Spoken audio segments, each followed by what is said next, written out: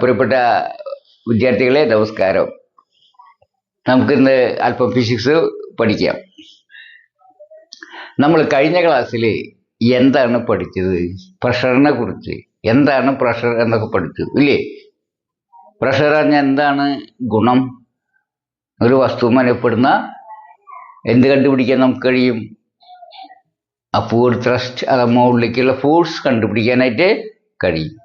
അപ്പം നിങ്ങൾ ഇതിലേക്ക് നോക്കുക. ഇതിലൊരു ഗ്ലാസ്, അല്പം വെള്ളം നിറച്ച ഗ്ലാസ്സാണ്. അതിൽ വെക്കുന്നുണ്ട്. അതിങ്ങനെ എങ്ങനെ കിടക്കുന്നുണ്ട്? അതിൽ ഇമ്മേഴ്സ് ചെയ്ത് കിടക്കുന്നുണ്ടെന്ന് പറയും. മുങ്ങി കിടക്കുന്നത്. എങ്ങനെയാണ്? മുങ്ങി കിടക്കുന്നുണ്ട്. പക്ഷെ എന്താണ് താന്നു പോവാത്ത എന്നത് കാരണം നമ്മൾ പഠിച്ചു. എന്തായിരുന്നു കാരണം? അതായത് നമ്മളൊരു കറുത്ത മാർക്ക് ഇട്ടുണ്ട് ഇല്ലേ?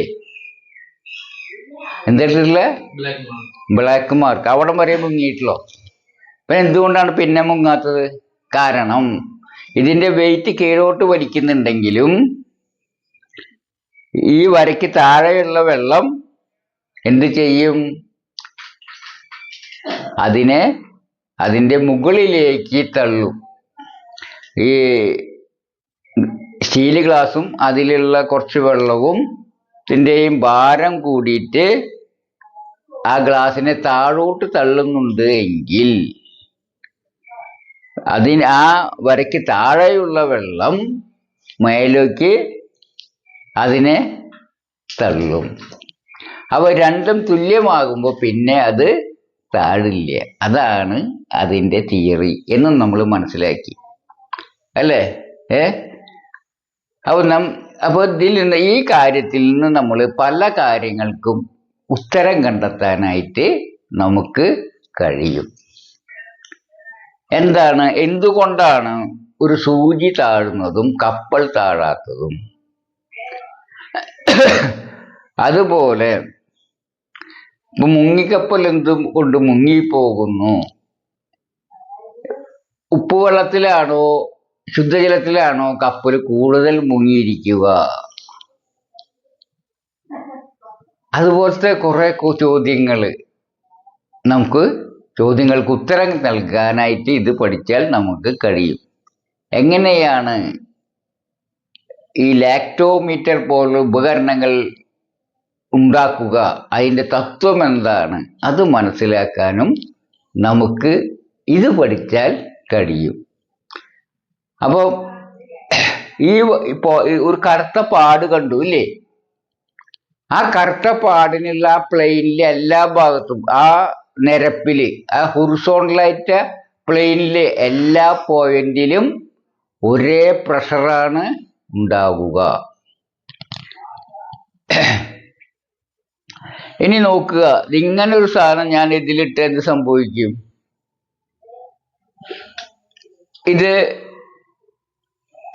ഇതിന്റെ ഭാരം കീഴോട്ട് തള്ളും. ഇതിന്റെ ഏരിയയിൽ ഉള്ള പ്രഷർ എന്ന് വെച്ചാൽ അതിന്റെ മൊത്തം വെള്ളം മുകളിലോട്ട് തള്ളും. അല്ല, ഇതിന്റെ ഭാരം കീഴോട്ട് തള്ളും. ഇതിന് താഴെയുള്ള വെള്ളം അതിന് മുകളിലോട്ട് തള്ളും. ഇങ്ങോട്ടുള്ളതും രണ്ടായിട്ട് തള്ളും. തുല്യമാണെങ്കിൽ ഇത് പൊന്തി കിടക്കും. ഇതിലെ നോക്കുക, ഒരു മഞ്ഞ കഷ്ണം ചതുരം കണ്ട അത് 1 സെന്റിമീറ്റർ നീളവും വീതിയുമുള്ള ഒരു ഏരിയയാണ്. ഇതിനെ യൂണിറ്റ് ഏരിയ എന്ന് പറയും. ഇവിടെ ഈ മഞ്ഞ കഷ്ണത്തിന്മേൽ മാത്രം അനുഭവപ്പെടുന്ന ബലമാണ് പ്രഷർ. ഏതാണ്? പ്രഷർ. ഇത് കിട്ടിക്കഴിഞ്ഞാൽ നമുക്ക് എന്ത് ചെയ്യാൻ പറ്റും? ഇതിന്മേൽ മൊത്തം അനുഭവപ്പെടുന്ന പ്രഷർ കണ്ടുപിടിക്കാം. എങ്ങനെയാ? ഇതിന്മേൽ അനുഭവപ്പെടുന്ന ഫോഴ്സിനെ പ്രഷർ എന്ന് പറയും. ഈ മൊത്തം ഏരിയ അല്ലേ? അപ്പൊ നമുക്കൊരു കാര്യം മനസ്സിലായി. എന്താണ് മനസ്സിലായേ? പ്രഷറിനെ ഏരിയ കൊണ്ട് ഗുണിച്ചാൽ മുകളിലേക്കുള്ള അപ്പൊ നമുക്കൊരു കാര്യം മനസ്സിലായി. അപ്പോ ഇങ്ങനെ ഒരു ഇതുണ്ടെങ്കിൽ, ഇങ്ങനെ ഒരു കട്ട നമ്മൾ കയ്യിൽ മുക്കുണ്ടെങ്കിൽ ഇതിന് മൊത്തം ഏരിയ ഉണ്ടായിരിക്കും അല്ലേ? മൊത്തം ഒരു അടിയിൽ മൊത്തം ഏരിയ. പക്ഷെ ഇങ്ങനത്തെ ഒരു പീസിന്റെ ഫോഴ്സിനെയാണ് നമ്മൾ ഇതിനെ പറയും ഒരു യൂണിറ്റ് ഏരിയ അല്ലേ? Unit area. ഇതിലുള്ള ഫോഴ്സിനെ പറയും പ്രഷർ. അപ്പൊ force per unit area equal to pressure എന്ന് പറയും അല്ലേ. അങ്ങനെയാണെങ്കിൽ ഇതിന് മൊത്തം വിസ്തീർണം A ആണെങ്കിൽ അപ്പൊ നമുക്ക് മനസ്സിലായി ഇത്രയും ഒരു യൂണിറ്റ് ഏരിയയിൽ അനുഭവപ്പെടുന്ന പ്രഷർ എത്രയാണെങ്കിൽ ഇതിന്റെ മൊത്തം ത്രസ്റ്റ് മുകളിലേക്ക് കണ്ടുപിടിക്കാം. ഇതിലത്തെ ഫോഴ്സ് ആയ പ്രഷറിനെ മൊത്തം ഏരിയ കൊണ്ട് ഗുണിച്ചാൽ മതി എന്നുള്ള ഒരു കാര്യം. അപ്പൊ ഏരിയ. അപ്പൊ ഇതിനെ ചുരുക്കി പറഞ്ഞാൽ പ്രഷറിനെ P ഇങ്ങനെ പറയുകയാണെങ്കിൽ ഇങ്ങനെ ഒരു അക്ഷരം കൊണ്ട് സൂചിപ്പിക്കുകയാണെങ്കിൽ ഇൻറ്റു A ആണ് എന്ന് പറയാം അല്ലേ.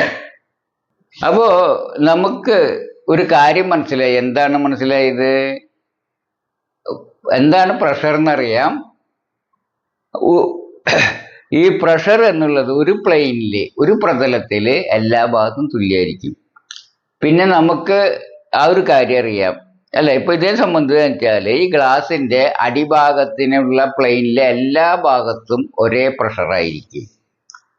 അപ്പോൾ ടോട്ടൽ ഫോഴ്സ് എന്ന് വെച്ചാൽ മുകളിലേക്കുള്ള ആ ത്രസ്റ്റ് തള്ളിച്ച അല്ലെങ്കിൽ ഫോഴ്സ് അറിയാൻ ഒരു യൂണിറ്റ് ഏരിയയിലുള്ള ഫോഴ്സ് അഥവാ പ്രഷറിനെ ഏരിയ കൊണ്ട് കുടിച്ചാൽ മതിയല്ലോ. അപ്പൊ പ്രഷറിന്റെ ഏരിയ ആണ് എന്ത്?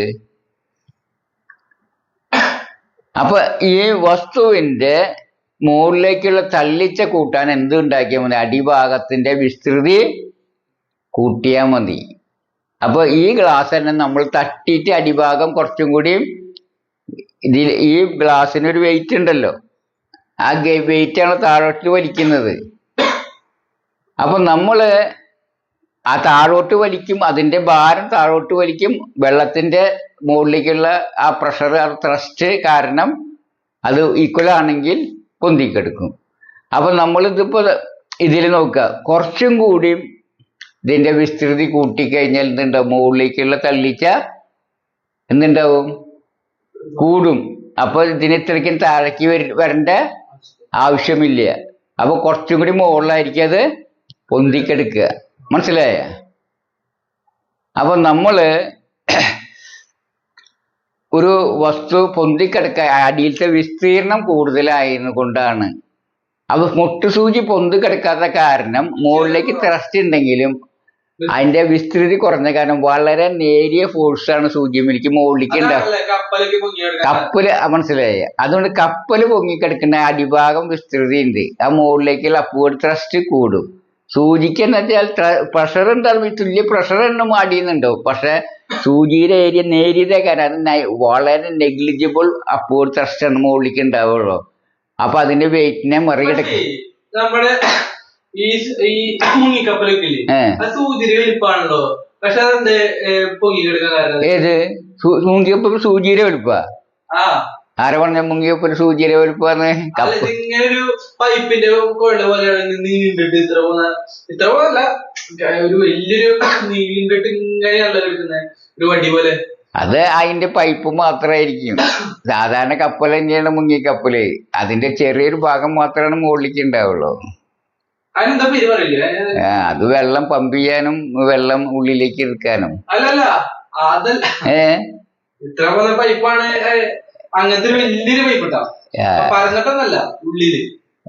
അല്ല, എനിക്ക് അറിയില്ല. എന്നാല് ശരിക്കും കപ്പൽ പോലെ തന്നെയാണ് മുങ്ങിക്കപ്പല്. അപ്പൊ നമുക്ക് കപ്പൽ പൊങ്ങി കിടക്കാനുള്ള കാരണം കണ്ടുപിടിച്ചു. ഇനി എന്താണ്? അതുപോലെ തന്നെ എന്തുകൊണ്ടാണ് ഭാരം കുറയുന്നത് മനസ്സിലായി. ഇനി നോക്കുക. അപ്പോൾ ഏരിയ കൂട്ടിക്കഴിഞ്ഞാൽ നമ്മൾ എന്തുണ്ടാവും? പ്രഷർ കൂട്ടും. പിന്നെ ഒരു ചോദ്യം, മുകളിലാണോ? ഇതിൽ കുറച്ച് വെള്ളം ഒഴിച്ചാൽ എന്തുണ്ടാവും? നമുക്ക് പറയാൻ പറ്റും. എന്താ കാരണം? ഇതിന്റെ ഭാരം കൂടുമ്പോൾ താഴും. അപ്പൊ കുറച്ചും കൂടി അടിയിലേക്ക് പോകുമ്പോൾ അടിയിലേക്ക് എന്തായിരിക്കും? പ്രഷറിന്റെ ഫോർമുല എന്താ? പ്രഷറിന്റെ ഫോർമുല എന്ന് പറഞ്ഞു കഴിഞ്ഞാല് HDG അല്ലേ. ജി എന്ന് പറഞ്ഞ ഭൂമിയുടെ മൂലമുള്ള അടിയിലേക്കുള്ള ഇത് എന്ത്? ആക്സലറേഷൻ അല്ലേ. അതിന് മാറ്റമില്ല, സ്ഥിരമാണ് അല്ലേ. അത് കൂടുമോ? ഇല്ല. അപ്പൊ അത് കൂട്ടാനോ കുറയ്ക്കാനോ നമുക്ക് പറ്റുമോ?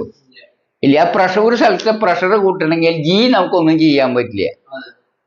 ഇപ്പൊ നമ്മൾ വെള്ളം എടുത്തെങ്കിൽ വെള്ളത്തിന്റെ ഡെൻസിറ്റി നമുക്ക് കൂട്ടാൻ പറ്റുമോ? വെള്ളത്തിന്റെ ഡെൻസിറ്റി തനിയെ കൂടില്ലേ? അല്ലല്ലോ. അതിന്റെ കട്ടിയാണ് ഉദ്ദേശിക്കുന്നത് അല്ലെ. യൂണിറ്റ് ഏരിയക്കുള്ള ഭാരം നമുക്ക് കൂട്ടാൻ പറ്റില്ല. അപ്പൊ ഇത് രണ്ടും ഫിക്സഡാ. ഇത് രണ്ടും ടിക്കുള്ളത് കൂട്ടാനും പറ്റില്ല. പിന്നെ പ്രഷർ കൂട്ടണമെങ്കിൽ എന്ത് കൂട്ടണം? ഹൈറ്റ് കൂട്ടണം അല്ലെ. ഇവിടെ നിന്നുള്ള ഹൈറ്റ്, വെള്ളത്തിന്റെ മേൽഭാഗത്ത് അടിയിലേക്കുള്ള ഹൈറ്റ് കൂട്ടണം. അപ്പോ ഇതിൽ കുറച്ചും കൂടി ഇതിലേക്ക് വെള്ളം എന്തെങ്കിലും സാധനം ഇട ചെയ്യുമ്പോൾ ഇതിന് വെയിറ്റ് കൂടും അല്ലെ. അപ്പൊ അടിയിലേക്കുള്ള ഭാരം കൂടും, ഫോഴ്സ് കൂടും. അപ്പൊ നമുക്ക് അത് താങ്ങണമെങ്കിൽ കുറച്ചും കൂടി എന്ത് വേണ്ടി വരും? അടിയിൽ ത്രസ്റ്റ് കിട്ടണം. പക്ഷെ ഇതിന്റെ ഏരിയ കൂട്ടാൻ നമുക്ക് പറ്റില്ലല്ലോ. അപ്പൊ എന്തുണ്ടാവും? നമുക്ക് ഇത് പ്രഷർ കൂട്ടണം അല്ലേ. ആ പ്രഷർ കൂട്ടണമെങ്കിൽ എന്ത് വേണം? അപ്പൊ കുറച്ചും കൂടി അടിയിലേക്ക് അത് താന്നിട്ട് നിൽക്കും. മനസ്സിലായോ? അപ്പൊ വീണ്ടും എന്ത് അടിയിലേക്കുള്ളതും മുകളിലേക്കുള്ളതും തുല്യായി അവിടെ അത് നിൽക്കും. മനസ്സിലായ? അപ്പൊ കപ്പലില് എപ്പോഴാണ് കപ്പലിൽ ചരക്ക് കയറ്റുന്നുണ്ടാവുക? കപ്പലൊന്നും കൂടി താഴും. എന്തുകൊണ്ടാണ്? അത് തുല്യാവുക. അപ്പോൾ നമുക്ക് വേറൊരു ചോദ്യം. ഒരു കപ്പല് ശുദ്ധജലത്തിൽ നിന്ന് കടലിലേക്ക് പോവാണ്. അപ്പൊ അത് കൂടുതൽ താഴുവോ പൊന്തുവോ? ശുദ്ധജലത്തിൽ നിന്ന് കടലിലേക്ക് പോവണത്. അങ്ങനെ പോകുമ്പോ വഞ്ചി ആയിക്കോട്ടെ, വഞ്ചി ഒരു ശുദ്ധജലത്തിലുള്ള, അതായത് അഴിമുഖത്ത് ശുദ്ധജലത്തിൽ നിന്ന് അത് കടലിലേക്കാണ്ട് കയറുകയാണെങ്കിൽ അത് പൊങ്ങുകയാണോ ചെയ്യുക, താഴുകയാണോ ചെയ്യുക എന്നാണ് അർത്ഥം. കുറച്ചും കൂടി ഒരു സ്വല്പം പൊന്തുകയാണോ ചെയ്യുക, അല്പം പൊന്തുകയാണോ അല്പം താഴുകയാണോ ചെയ്യാന്ന്. കാരണം പ്രഷർ കൂടുകയാണെങ്കിൽ എന്തുണ്ടാവും? പൊന്തും. പ്രഷർ കുറയാണെങ്കിൽ നോക്കുക, പ്രഷർ ഇതിൽ നോക്കുക, ഇത് കൂടില്ല ഇല്ലല്ലോ. കടലിൽ ഉപ്പ് കൊള്ളാൻ കുറച്ച് ഇതിൽ ഉപ്പിട്ട തുണി അതിന്റെ കട്ടി കൂടും അല്ലേ. അപ്പൊ ഡെൻസിറ്റി കൂടും ഇല്ലേ. അപ്പൊ എന്തുണ്ടാവുക? പ്രഷർ കൂടും. അപ്പൊ എന്തുണ്ടാവും? ഓട്ടോമാറ്റിക്കലായിട്ട് പൊന്തുണ്ടി. അപ്പൊ ശുദ്ധജലത്തിലാണോ മറ്റേലാണോ എന്തുണ്ടാവുക? പൊന്തി കിടക്കുക. ഇങ്ങനെ നമുക്ക് രസകരമായ പല ഉത്തരങ്ങളും കണ്ടുപിടിക്കാൻ പറ്റും. മനസ്സിലായ? അപ്പൊ നമ്മൾ എങ്ങനെയാണ് കുറെ തരം ഉത്തരങ്ങൾ നമ്മൾ കണ്ടുപിടിച്ചു. ഇനി നമുക്ക് മറ്റൊന്ന് കണ്ടുപിടിക്കാം. മറ്റൊരു ഭാഗം നമുക്ക് പഠിക്കാം. അപ്പൊ നമുക്ക് പ്രഷർ കൂട്ടാൻ എന്താണ് വഴി? ഒരു ദ്രാവകത്തിന്റെ പ്രഷർ, ഒരു ദ്രാവകത്തിന് സ്ഥിരമായിരിക്കും അതിന്റെ ഡെൻസിറ്റി, പിന്നെ അതിന്റെ ഗ്രാവിറ്റിയും സ്ഥിരമായിരിക്കും. അപ്പൊ നമുക്ക് പ്രഷർ കൂടുതൽ വേണമെന്ന് വെച്ച് കഴിഞ്ഞാൽ നമ്മൾ എന്ത് ചെയ്യണം? അതിൽ അത് കൂടുതൽ താഴത്തിലേക്ക് പോകുന്തോറും പ്രഷർ കൂടും. അതിന് തെളിവ് എന്താ വെച്ചാൽ, നിങ്ങൾ ഒരു ചെറിയ ഒരു പോളം വെള്ളമൊക്കെ തിളപ്പിക്കുകയാണെങ്കിൽ അടിയിൽ നിന്ന് ഒരു ചെറിയ മണി പോലത്തെ ഒരു പോളം മുകളിലേക്ക് വരുന്തോറും വലുതായിട്ട് വരുന്നതാണ്. എന്താ കാരണം? അടിയിൽ പ്രഷർ കൂടുതൽ ഞെരുങ്ങിയിട്ട് ചെറുതാവും, മുകളിലേക്ക് വരുന്തോറും വലുതായിട്ട് വരുന്ന കാണാം. അപ്പൊ മനസ്സിലായ?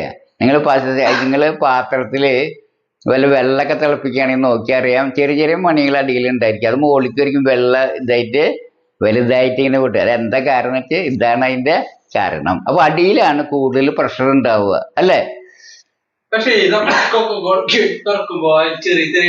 അത് വേറെ കാരണങ്ങളാ, ഇതായിട്ട് ബന്ധമില്ല. അത് പറഞ്ഞുതരാം. അത് ഗ്യാസ് നിറക്കിയത് കൊണ്ടാ.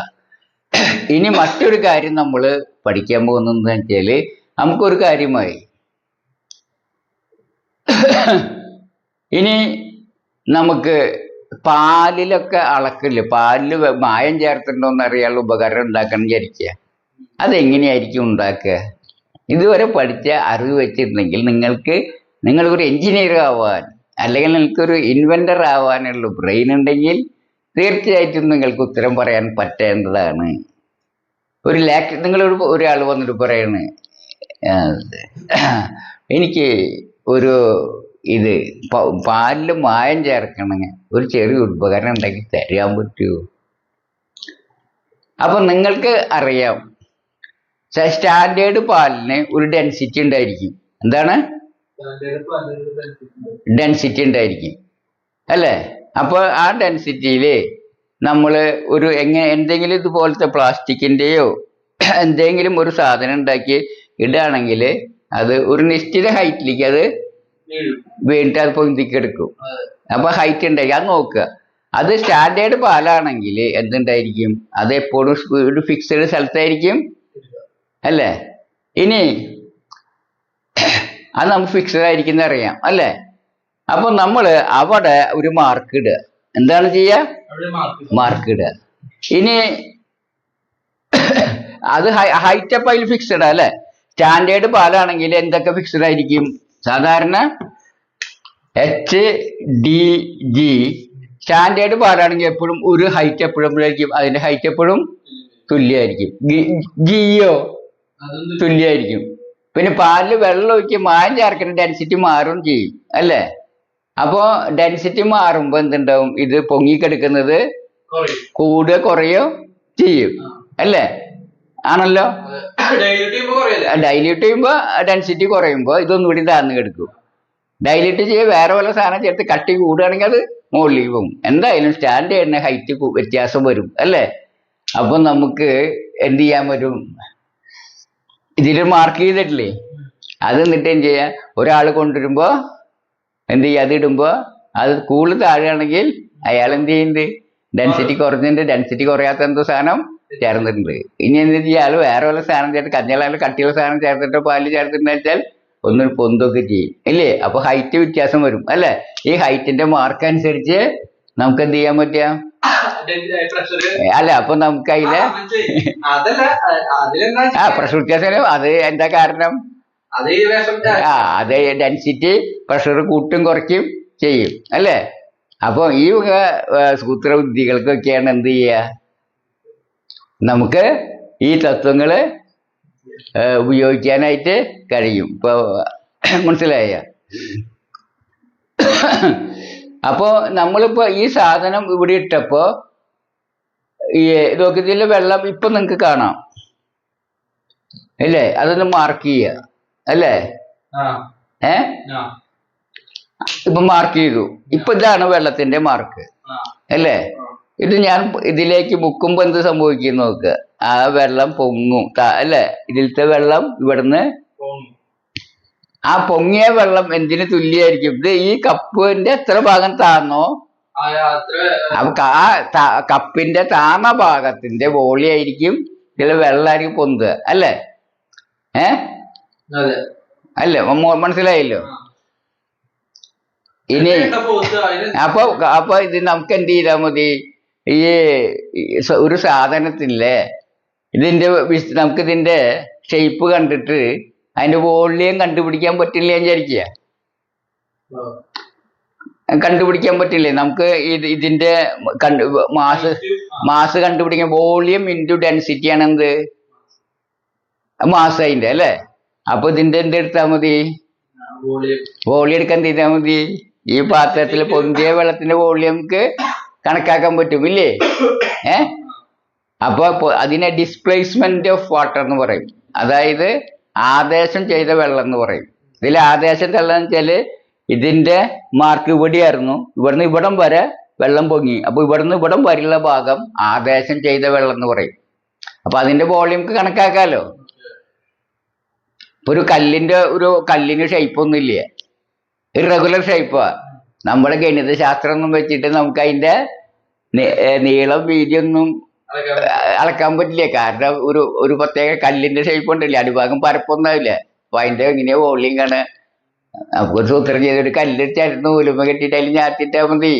അപ്പൊ എന്തുണ്ടാവും, അതിന്റെ ഫുള്ള് മുങ്ങുമ്പോ അതിന്റെ വോളിയം അത്ര പൊങ്ങി നോക്കുക. ആ പൊങ്ങിയത് അതിന്റെ വോളിയത്തിന്, പിന്നെ അതിന്റെ ഡെൻസിറ്റി അറിയാമെങ്കിൽ അതിനെ ഗുണിച്ചു കഴിഞ്ഞാൽ അതിന്റെ മാസ് കിട്ടും. മനസ്സിലായില്ലേ? ആ മാസ് കിട്ടി കഴിഞ്ഞാല് ആ താഴേക്കുള്ള ഫോഴ്സ് കണ്ടുപിടിക്കാൻ പറ്റും. എങ്ങനെയാ? അതിന്റെ ജി കൊണ്ട് ഗുണിച്ചാൽ മതി. മനസ്സിലായില്ലേ? അപ്പൊ എങ്ങനെയാണ് അറിയാത്ത വസ്തുക്കളുടെ എന്ത് കണ്ടുപിടിക്കുക എന്ന് മനസ്സിലായി നമുക്ക് അല്ലേ. അപ്പൊ നിങ്ങള് ആർക്കിമിഡീസിന്റെ കഥയ്ക്ക് കേട്ടിട്ടുണ്ടായിരിക്കും ഇല്ലേ. ആർക്കിമിഡീസ് ഇത് കണ്ടുപിടിക്കാൻ കാരണം എന്താണെന്ന് മനസ്സിലാക്കി കണ്ടിട്ടുണ്ടാ? കൊച്ചിക്കഥ വളരെ ചെറുതാക്കി പറയാം. ആ രാജാവിന്റെ കിരീടം ഇതുണ്ടാൻ തക്താന്റെ കയ്യിൽ കൊടുത്തു. രാജാവിനൊരു സംശയം, ഈ കിരീടത്തിലെ സ്വർണത്തിൽ എന്തെങ്കിലും മായം തട്ടാമാരല്ലേ തനിസ്വഭാവം കാണിക്കില്ലേ, എന്തെങ്കിലും മായം ചേർക്കുന്നൊരു പേടി. ഇത് മായം ചേർക്കണ്ടോക്കെ, അപ്പൊ കിരീടത്തിൽ മായം ചേർക്കണ്ടോന്ന് ഒരു സംശയമാർക്ക് രാജാവിന്. അപ്പൊ ആർക്കിമിഡീസ് ശാസ്ത്രത്തിൽ വിളിച്ചു പറഞ്ഞു, ഇത് കണ്ടുപിടിക്കണമെന്ന്. ഇതെങ്ങനെ കണ്ടുപിടിക്കും മായം ചേർത്തുണ്ടോന്ന്? ഇതിനെ മെഷർ ചെയ്യാൻ പറ്റില്ലല്ലോ. അങ്ങനെ ആർക്കിമിഡീസ് ആകെ വിഷമിച്ച് എന്നാല് നടക്കുക. കാരണം രാജാവിനെ നിശ്ചിത ദിവസത്തിനുള്ള മറുപടി പറയണം, അല്ലെങ്കിൽ തല ഉണ്ടാവില്ലേ. പണ്ടത്തെ കാലം രാജഭരണല്ലേ. അപ്പൊ ഇവരാകെ ചിന്തിച്ച് വശമായിട്ട് ഒരു നിവൃത്തിയില്ലേ. അങ്ങനെ ആള് കുളിക്കാൻ തൊട്ടിയിൽ കയറിയിരുന്നപ്പോ വെള്ളം പൊങ്ങിയപ്പോ ആൾക്ക് പെട്ടെന്ന് വോളിയം കണ്ടുപിടിക്കാനുള്ള ഇതും അതിന്റെ വെയിറ്റ് കണ്ടുപിടിക്കാനുള്ള സൂത്രം പെട്ടെന്ന് വന്നു. യുറേക്ക എന്ന് വിളിച്ച് ഓടി കഥക്ക് നിങ്ങൾ കേട്ടിട്ടുണ്ടോ? അപ്പൊ നമുക്ക് ആ ഷേപ്പ്, ഏത് ഷേപ്പുള്ള സാധനത്തിന്റെയും നമുക്ക് എന്ത് കണ്ടുപിടിക്കാം? മാസ് കണ്ടുപിടിക്കാം. മാസ് കണ്ടുപിടിച്ച് കഴിഞ്ഞാൽ നമുക്ക് എന്ത് കണ്ടുപിടിക്കാം? അത് ഇത് പൊന്തുണം താഴണം നോക്കി അതിന്റെ ഡെൻസിറ്റിയിൽ മാറ്റം വന്നിട്ടുണ്ടെങ്കിൽ താഴ്ന്നതും പൊന്തുന്നതും അറിയാൻ പറ്റും ഇല്ലേ? ഇതിന്റെ വെയിറ്റ് കുറഞ്ഞിട്ടുണ്ടെങ്കിൽ താഴ്ന്നത് അപ്പൊ ഇതില് സ്വർണത്തെക്കാൾ വെയിറ്റ് കുറഞ്ഞ മൂലക ഇതിൽ ചേർത്തിട്ടുണ്ടെങ്കിൽ ആ വെയിറ്റ് കുറയുകയും അത് കൂടുതൽ പൊന്തും. സാധാരണ സ്വർണ്ണം ഇടുമ്പോ അത്ര താഴ്ന്ന് നോക്കുക. അങ്ങനെ കണ്ടുപിടിക്കാലോ. അതാണ് അതിന് സന്തോഷം ഉണ്ടാകുകയും അത് അങ്ങനെ നഗ്നനായി ഓടി രാജാവിൻ്റെ അടുത്ത് കാര്യം പറഞ്ഞതൊക്കെയുള്ള കഥകളൊക്കെ ഉണ്ട്. അതെങ്ങനെ ഓടിയെന്ന് നമ്മൾ കണ്ടിട്ടില്ലെങ്കിലും ഇതാണ് അതിന്റെ പുറകിലെ സത്യം. മനസ്സിലായേ? അപ്പൊ നമുക്ക് ഒരു കാര്യം മനസ്സിലായി, എന്തെന്ന്, എങ്ങനെ ഏത് ഡെൻസിറ്റി കണക്കാക്കാൻ പറ്റുന്ന അല്ലേ? ഡെൻസിറ്റി അല്ല, ഏത് ഫോഴ്സ് കണക്കാക്കാൻ പറ്റും അല്ലേ? ഫോഴ്സ് കണക്കാക്കാൻ പറ്റും. അതുപോലെ വെള്ളത്തിന്റെ ഡെൻസിറ്റി കണക്കാക്കാൻ പറ്റും. നമ്മൾ മനസ്സിലാക്കിയില്ലേ? എങ്ങനെയാണ് മായം ചേർത്തിട്ടുണ്ടോന്നോ അല്ലെങ്കിൽ ദ്രാവകത്തിന്റെ ഒക്കെ ഇത് ഉണ്ടോന്ന് നമുക്ക് മനസ്സിലായി. അപ്പോൾ ഈ ഫിസിക്സ് മറ്റ് വളരെ രസകരമായ ശാഖയാണ്. നമുക്ക് ഇനി മറ്റൊരു വിഷയമായി അടുത്ത ക്ലാസ് കാണാം. അതുവരെയ്ക്കും നന്ദി, നമസ്കാരം, ബൈ.